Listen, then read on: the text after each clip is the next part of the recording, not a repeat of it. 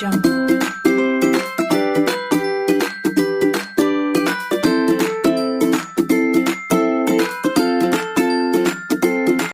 Halo semuanya, perkenalkan nama saya Devita Susana Sajuna dengan NIM 1706080021. Di sini saya akan menjelaskan teorema Bayes untuk hipotesis ganda dan eviden ganda.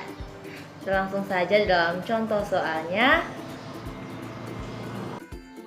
Ini merupakan rumus untuk identifikasi gejala dan penyakit. Nah, di sini di sini PHI E1 E2 hingga EM sama dengan P E1 HI kali P E2 HI kali P EM HI kali P HI per P E1 HK kali P E1 HK kali P EM HK kali P HK. Kita masuk dalam contoh soalnya. Di sini kasus yang saya ambil yaitu penyakit pada ayam. Nah, di sini ada beberapa jenis penyakit pada ayam. Sini ada 7. Yang pertama adalah Newcastle-Disease, yang kedua IBD, yang ketiga CRD, yang keempat Coryza, yang kelima Ascariasis, yang keenam Coccidiosis, yang ketujuh Leukocytosis. Dari nama-nama penyakit ini kita memberikan kode pada masing-masing nama penyakit. Nah, di sini H1 pada Newcastle-Disease, H2 pada IBD, H3 pada CRD dan seterusnya hingga H7 pada Leukocytosis. Kita masuk di dalam tabel yang kedua. Nah, di sini ini merupakan tabel gejala-gejala. Nah, dari gejala-gejala di sini ada 25 gejala. Ada 25 gejala. Jadi masing-masing gejala ini ada hilangnya nafsu makan, diare, lesu, sesak nafas, megap-megap, ngorok, bersin dan seterusnya. Dan masing-masing gejala ini kita memberikan kode dari G1, G2, G3, G4, G5 sampai dengan G25. Selanjutnya,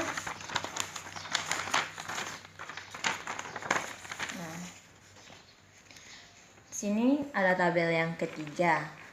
Tabel ketiga merupakan gejala dan penyakit pada ayam. Nah, di sini gejala-gejala hilangnya nafsu makan, diare sampai ke gejala yang ke-25 serta penyakit di sini ada Newcastle-Disease, IBD, CRD, Coryza dan seterusnya.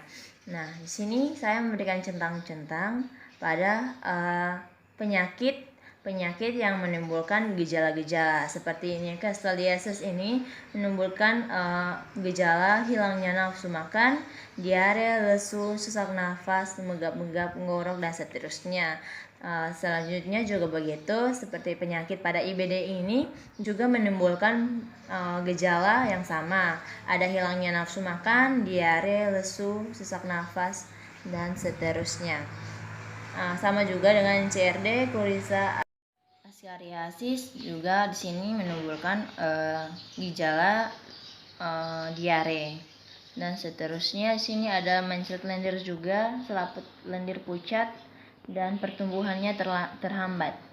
Seperti sama juga dengan Coccidiosis dan Leukocytosis. Ya, selanjutnya ini tabel keempat yaitu tabel nilai probabilitas. Di dalam tabel probabilitas ini kita masukkan nilai probabilitas ke dalam penyakit dan gejala tersebut. Nah, dari gejala-gejala yang ada tadi ini kita masukkan sebagai evidennya. Dan ini H1, H2, H3, H4 ini merupakan jenis-jenis dari penyakit. Kita masukkan nilainya di sini. E1 H1-nya saya masukkan nilainya 0,1, 0,4. Di sini kenapa hasilnya 0?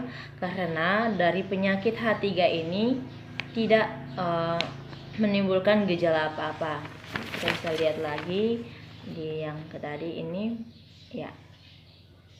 CRD dari gejala yang pertama, hilangnya nafsu makan, yang menimbulkan gejala pada penyakit ini. Dan selanjutnya juga begitu. H5, penyakit ini tidak menimbulkan gejala pada gejala yang pertama. Setelah kita masukkan nilainya, jangan lupa untuk kita tentukan nilai PHI-nya. Ini merupakan nilai PHI dari H1, H2, H3, H4 hingga H7.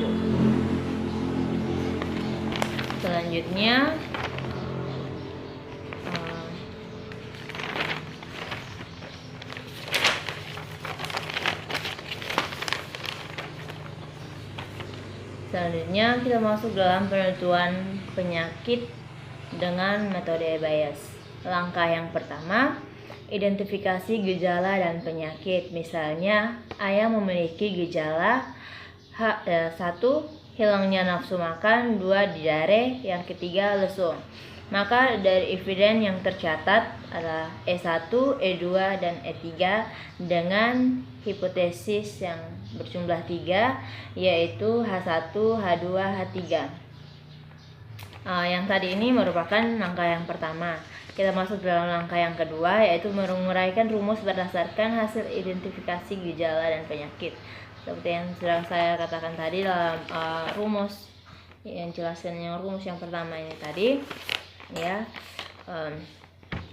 PHI E1, E2, E3 sama dengan P E1HI kali P E2HI kali P E3HI kali PHI per P E1HI kali P E2HI kali P E3HI kali PHI tambah P E1H2 yang ini H2 kali P E2 kali PE2H2 kali PE3H3 kali PH2 tambah PE1H3 kali PE2H3 kali PE3H3 kali PH3. Mohon maaf sebelumnya tadi di sini saya katakan PHI ini sebenarnya PH1 yang merupakan jenis penyakit yang pertama. Oke, selanjutnya kita masukkan bobot nilai yang sudah kita isi tadi itu ke dalam rumus ini, yaitu 0,1 kali 0,2 kali 0,3 kali 0,2. 0,1 ini mendapat dari E1H1 kali 0,2 ini E2H1, yang ketiga ini 0,3 dari E3H1, dan 0,2 ini merupakan nilai HI-nya, PHI-nya per 0,1 kali 0,2 kali 0,3 kali 0,2 tambah 0,4 kali 0,4 kali 0,3 kali 0,4 ditambah 0 kali 0 kali 0 kali 0,1. Nah, mendapatkan nilai 0,0012 per 0,00204 sama dengan 0,58. Yang kedua di sini ini yang pertama dari H1-nya penyakit 1. Dari di sini penyakit yang kedua juga kita masukkan ke dalam rumus yang tadi, sama juga 0,4 kali 0,4 kali 0,3 kali 0,4 per nilai yang sudah kita dapatkan tadi ini, per mendapatkan hasil 0,941. Yang ketiga dari H3-nya penyakit yang ketiga juga sama, kita bisa masukkan ke dalam nilai yang tadi, mendapatkan hasil 0. Jadi masuk dalam langkah ketiga, kita menarik kesimpulannya dari hasil identifikasi gejala dan penyakit ini. kita mengambil nilai yang tertinggi. Jadi dari pH1E123, pH2 E1 E2 E3, pH3E1 E2 E3 mendapatkan hasil yang tadi itu 0,058, 0,94. Mohon maaf, ini 0,941 dan 0. Jadi otomatis di sini penyakit yang kedua mengambil karena nilainya yang paling besar. Sekian dari saya, terima kasih. Baik, sekian dari penjelasan saya, semoga dapat bermanfaat dan semoga dimengerti. Mohon maaf jika ada kesalahan dalam penjelasan. Terima kasih.